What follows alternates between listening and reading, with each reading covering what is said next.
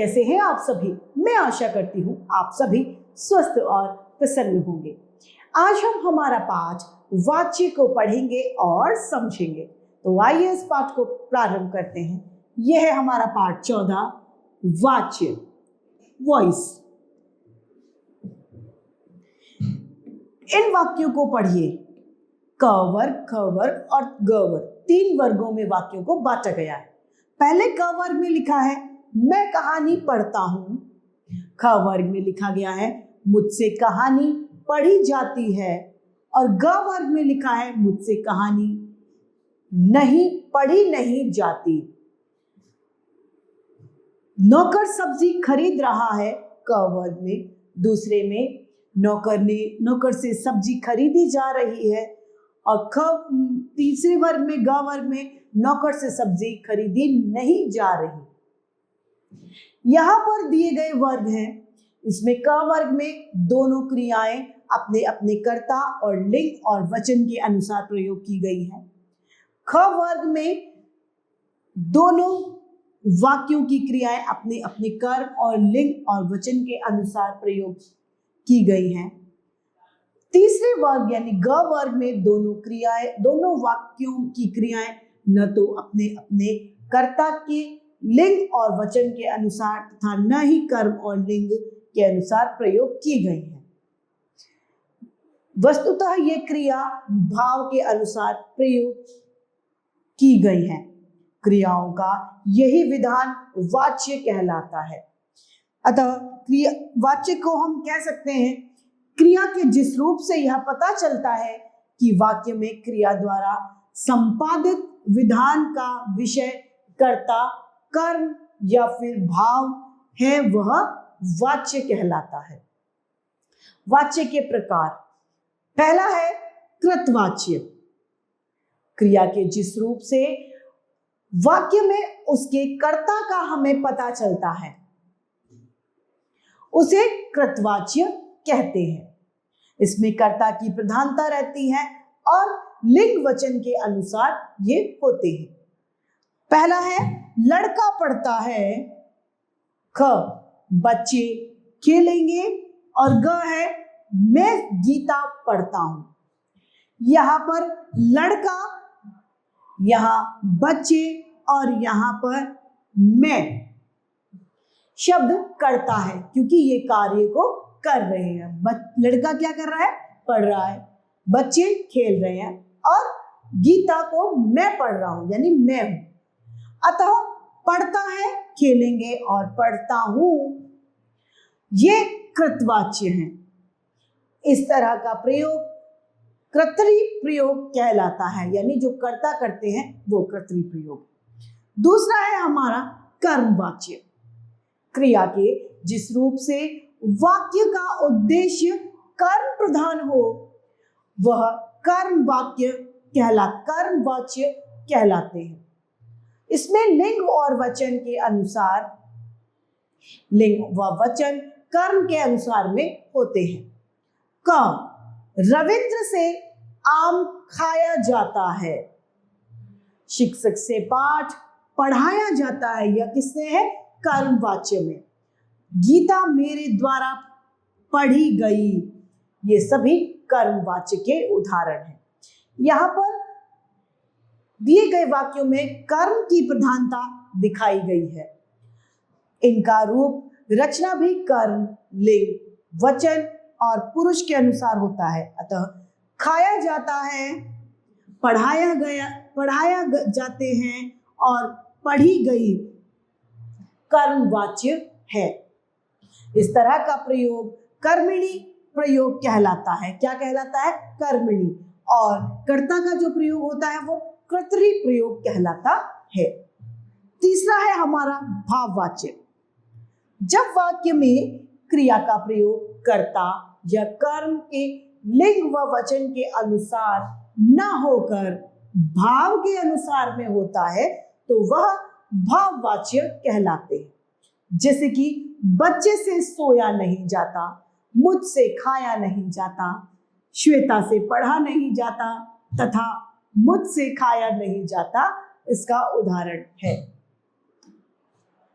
यहां पर दिए गए वाक्यों में सोया नहीं जाता, पढ़ा नहीं जाता और खाया नहीं जाता क्रियाओं के भाव ही प्रमुख हैं और क्रिया यहां पर स्वतंत्र है, अतः ये भाववाच्य के उदाहरण हैं। वाच्य परिवर्तन। कृतवाच्य से कर्मवाच्य कैसे बनते हैं देखते हैं।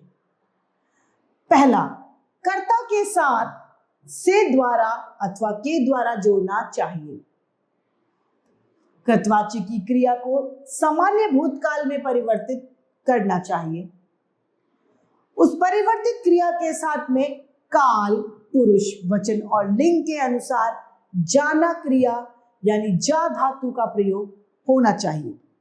अब कृतवाच्य और कर्मवाच्य के कुछ उदाहरण हैं, उन्हें पढ़ते हैं। कृतवाच्य का उदाहरण है श्याम संतरा खाता है और कर्मवाच्य श्याम के द्वारा या श्याम से संतरा खाया जाता है। कर्मवाच्य मैं पाठ पढ़ता हूं, कर्मवाच्य क्या होगा? मुझसे पाठ पढ़ा जाता है। नौकरी, नौकरानी बर्तन साफ करती है, नौकरानी द्वारा बर्तन साफ किए जाते हैं, यह कर्मवाच्य का उदाहरण है। कृतवाच्य है माली पौधे लगाता है, माली के द्वारा पौधे लगाए जाते हैं, यह कर्मवाच्य का उदाहरण है। अब कृतवाच्य और भाववाच्य कैसे बनते हैं? कृतवाच्य से भाववाच्य बनाने में इसमें क्रिया अन्य पुरुष और एक वचन में रखनी चाहिए। कर्ता के करण कारक की विभक्ति का प्रयोग करना चाहिए। इसमें आवश्यकता अनुसार निषेध सूचक नहीं का प्रयोग करना चाहिए और क्रिया को सामान्य भूतकाल में लाकर उसके साथ काल के अनुसार जा धातु को जोड़ना चाहिए। जैसे कि कृतवाच्य का उदाहरण है माताजी खाना नहीं बनाती है, तो कर्मवाच्य क्या हो जाएगा? माताजी से खाना बनाया नहीं जाता। बच्चा नहीं खेलता है तो बच्चे से खेला नहीं जाता। वह नहीं चलती है, उससे चला नहीं जाता। कविता नहीं पढ़नी है, उस कविता से पढ़ा नहीं जाता। इसके उदाहरण है। आइए पाठ की समाप्ति पर इसके अभ्यास कार्य को देखते हैं। पहला प्रश्न है सही विकल्प पर हमें सही का चिन्ह लगाना है। क, क्रिया के जिस रूप से यह बोध होता है कि वाक्य की क्रिया द्वारा संपादित विधान का विषय कर्ता, कर्म या भाव है, वह क्या कहलाता है? संज्ञा, कारक, वाच्य या विशेषण, वह वाच्य कहलाता है। लड़का पढ़ता है, कौन सा वाच्य है? कृतवाच्य, कर्मवाच्य, भाववाच्य, ये सभी यह कृतवाच्य है। ग, बच्चे से सोया नहीं जाता, कौन सा वाच्य है? कृतवाच्य, कर्मवाच्य या भाववाच्य, यह भाववाच्य है। रिक्त स्थानों की पूर्ति कीजिए। क्रियाओं का विधान वाच्य के 3 प्रकार होते हैं। कर्ता के साथ के द्वारा जोड़ना चाहिए। क्रिया के जिस रूप से वाक्य का उद्देश्य कर्म प्रधान हो वह कर्मवाच्य कहलाता है।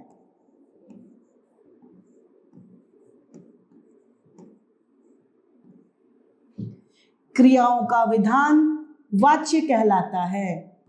तीसरा, निम्नलिखित प्रश्नों के उत्तर दीजिए। वाच्य किसे कहते हैं?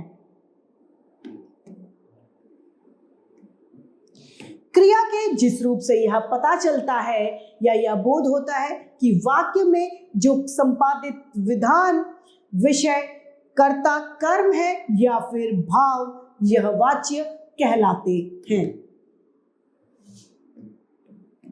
वाच्य कितने प्रकार के होते हैं?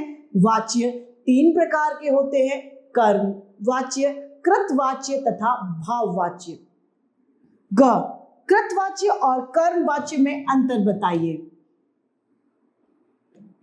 कृतवाच्य क्रिया के जिस रूप से उसके कर्ता का पता चलता है वह कृतवाच्य होता है, और जिसमें हमें कर्म का प्रधानता देखी जाती है वह कर्मवाच्य कहलाता है। जैसे कृतवाच्य का उदाहरण है लड़का पढ़ता है, यह कृतवाच्य का उदाहरण है, तथा रविंद्र से या लड़के से पढ़ा जाता है, यह कर्मवाच्य का उदाहरण है। कर्मवाच्य में कर्म को प्रधानता है और कृतवाच्य में कर्ता को प्रधानता है। घ भाववाच्य से आप क्या समझते हैं, स्पष्ट कीजिए।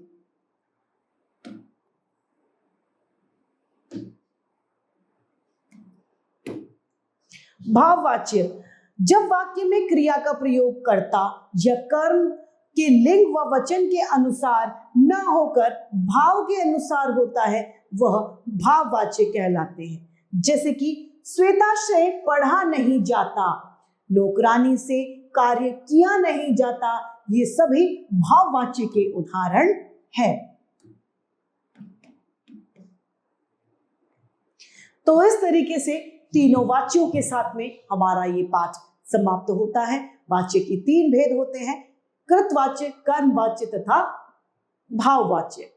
इन वाच्यों के साथ में हमारा ये पाठ समाप्त होता है। मैं आशा करती हूँ आप सभी को यह पाठ भली भांति रूप से समझ में आया होगा। आज के लिए इतना ही, फिर मिलते हैं। धन्यवाद।